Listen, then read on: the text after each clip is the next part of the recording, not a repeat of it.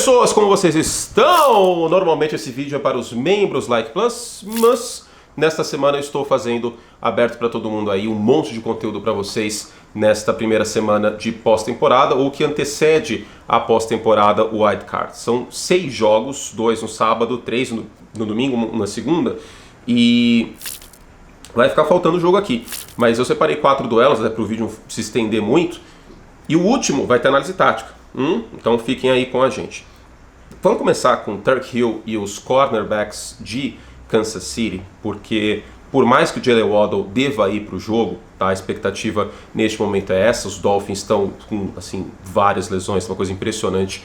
O Xavier Howard está fora, mas o Jaylen Waddle está com questionável e treinou, embora de maneira limitada, neste início de semana. Para além do Waddle, que pode desafogar um pouco o Tyreek Hill e o ataque de Kansas City, a gente tem a questão de que a secundária de Kansas City deve jogar, ainda mais no frio que vai fazer abaixo de 0 nessa partida, de uma maneira bastante agressiva e bastante física. Por que eu acho isso? Porque eu vi isso exatamente no jogo contra o Minnesota Vikings e o Justin Jefferson apanhou demais naquela partida. Sério, ele apanhou que nem pandeiro no pagode.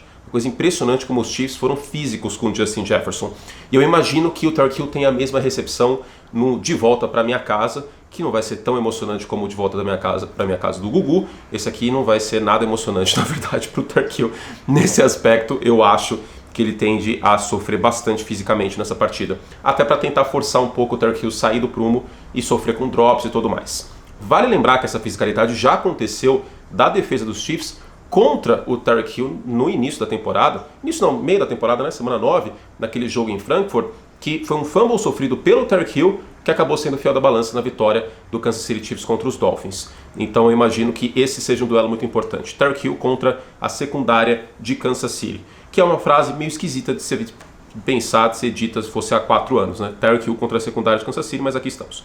Outro duelo, para além da questão emocional, que claro que Jared Goff contra Matt Stafford vai pesar muito o emocional dos dois lados e dos torcedores, né? Deve ser esquisito para o torcedor dos Lions ter o primeiro jogo em casa na pós-temporada desde 93 e esse jogo ser contra o maior quarterback da história dos Lions, ou talvez o maior quarterback da era Super Bowl, vamos deixar assim que tem o Bob Lane, né? Mas o maior quarterback da era Super Bowl dos Lions é o Matt Stafford, acho que isso aí não tem muito questionamento.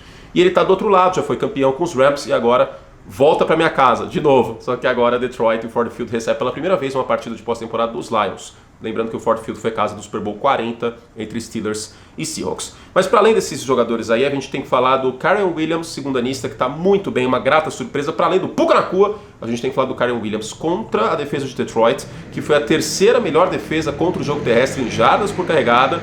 Foi a melhor em vários outros quesitos, tá? Por exemplo, o DVOA do Football Outsiders é uma defesa muito boa contra a corrida. Em terceira descida, ela está muito bem contra o jogo terrestre também. E por que eu destaco isso? Porque para além de Matt Stafford, Puka Nacua, Cooper Kupp, toda essa galera que teve aí nesse ano nos Rams, né, entre outros, a gente tem que destacar que o jogo terrestre é muito importante para o esquema do McVay. Historicamente, na era Sean McVay, quando os Rams não conseguiram correr com a bola, eles não tiveram bons desempenhos. Por curiosidade, eu fui ver como foram as partidas dos Rams em vitória e derrota neste ano por jardas por carregada. Por quê? Jarda total de defesa é uma estatística muito mentirosa. Eu vou abrir um parênteses aqui porque isso é muito importante, tá? Esse é um princípio de analytics. Por que eu digo isso? Porque se você está na frente do placar, você começa a correr no final do jogo e isso acumula jardas terrestres para o seu time e muitas vezes dá jardas terrestres para a defesa adversária, certo?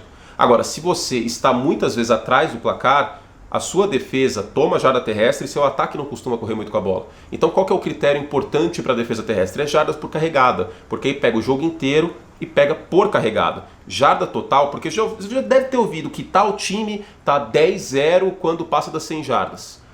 É uma tendência, isso aí é um princípio de analytics faz muito tempo, Football Insider já falou sobre isso, outros outlets de mídia de analytics também já falaram sobre isso. Por que isso acontece?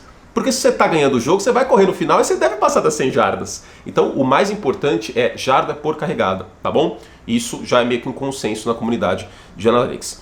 E aí eu fui pegar os jogos que os Rams tiveram 4,5, que é uma boa marca, jarda por carregada, para cima. Quando eles tiveram isso para cima, 6 vitórias e 1 derrota. A única derrota foi contra os Bengals, que eles já tiveram até um volume bom em jarda por carregada, mas o volume total não foi tão bom.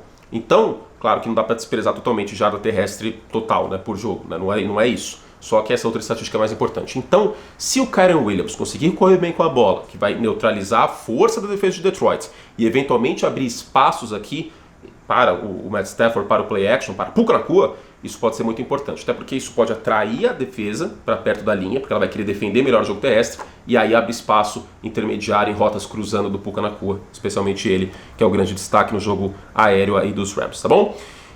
Nosso terceiro duelo que eu separei aqui foi CJ Stroud contra a defesa dos Browns. E aí um ponto em específico, o passe em profundidade. Como que foi o melhor do CJ Stroud nessa temporada? Foi passando em profundidade. O primeiro passe para touchdown, inclusive, do jogo contra os Colts, logo no início, foi um passe em profundidade.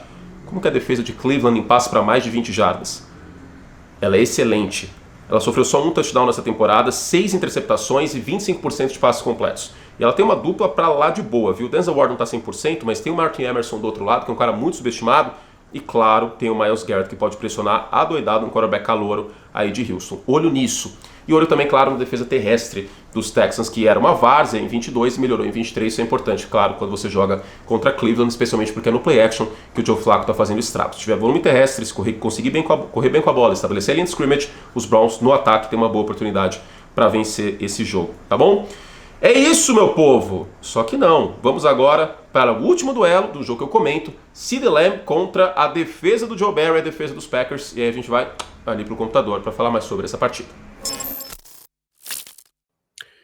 Meu Brasil, seguinte, estamos aqui com a NFL e com o YouTube para o último duelo dessa semana, que vai ser analisado com análise tática, claro, né? Estou inserindo análise tática dentro de um contexto maior para a gente conseguir trazer mais pessoas para esse tipo de vídeo, que vocês sabem que eu gosto bastante.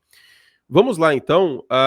Eu separei uma jogada de Washington contra Dallas na última semana, um touchdown do CeeDee Lamb. Força, torcedor dos Packers. Você vai ver coisas que você não vai gostar.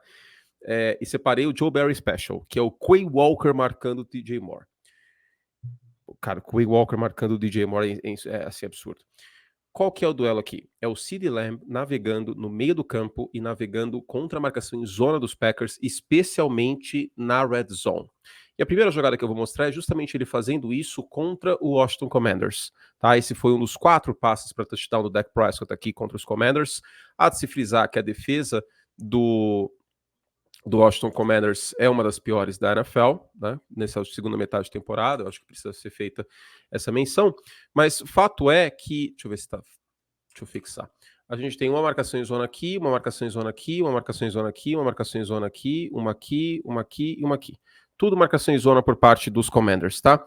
E onde está o CeeDee Lamb? O CeeDee Lamb está aqui, então vamos tirar aqui as e basicamente o que a gente vai ter são duas rotas impossibilidade, assim, essa aqui e essa daqui. As outras vão servir de boi de piranha, tá? O Dak Prescott está olhando para o CeeDee Lamb ou com uma alternativa aqui na esquerda.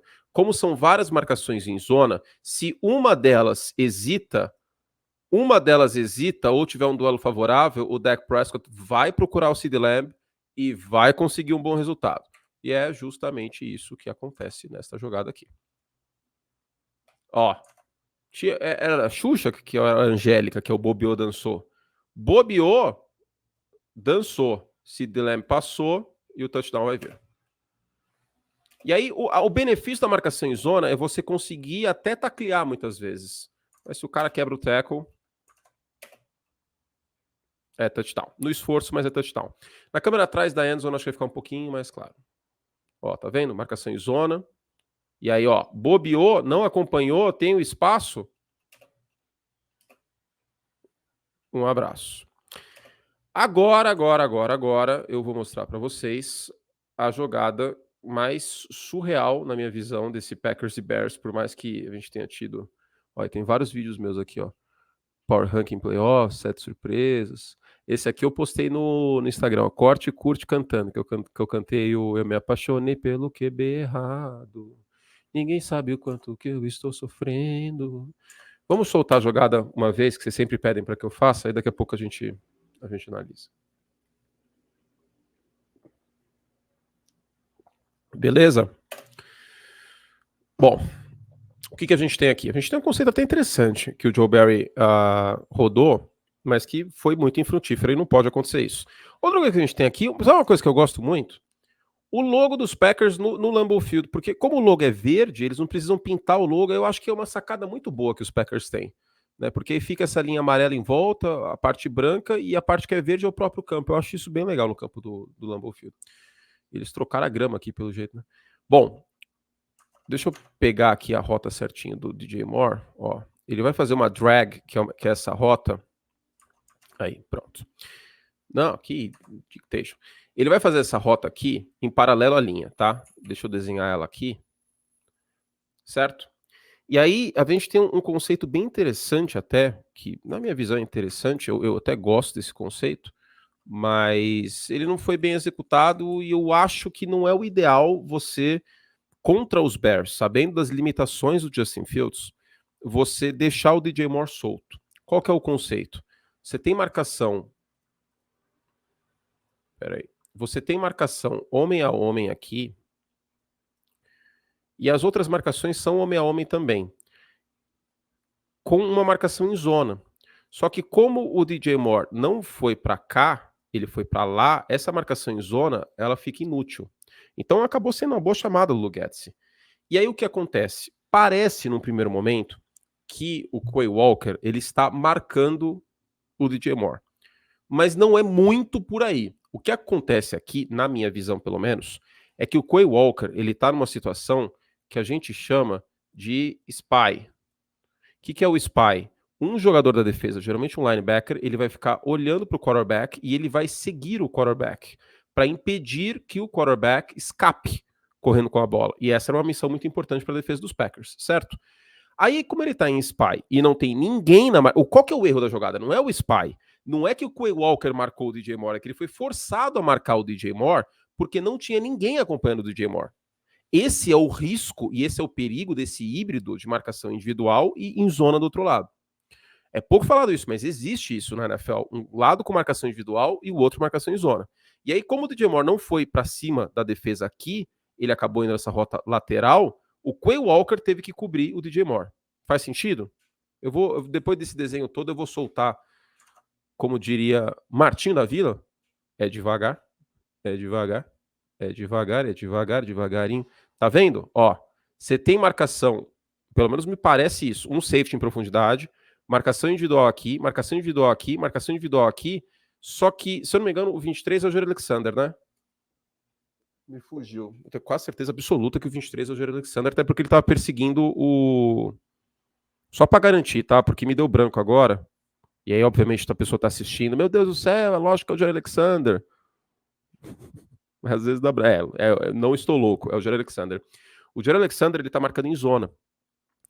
E aí, como eu falei, o DJ Moore veio nessa rota em paralelo. Ele fugiu, ele foi pro lado oposto de onde estava a zona do Jaire Alexander, e as outras marcações eram homem a homem, com um safety em profundidade. O que a defesa dos Packers estava esperando?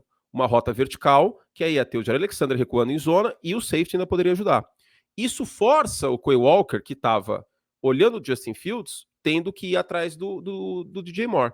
Só que isso, na minha visão, é um erro, porque você não marcou individualmente o melhor jogador do ataque dos Packers, dos Bears, e aí você acaba dando um confronto muito favorável. Mas nunca que o Quay Walker vai conseguir marcar o DJ Moore, não tem como. Olha isso, olha a separação aqui. O DJ Moore tá sem sacanagem, 5 jardas de separação.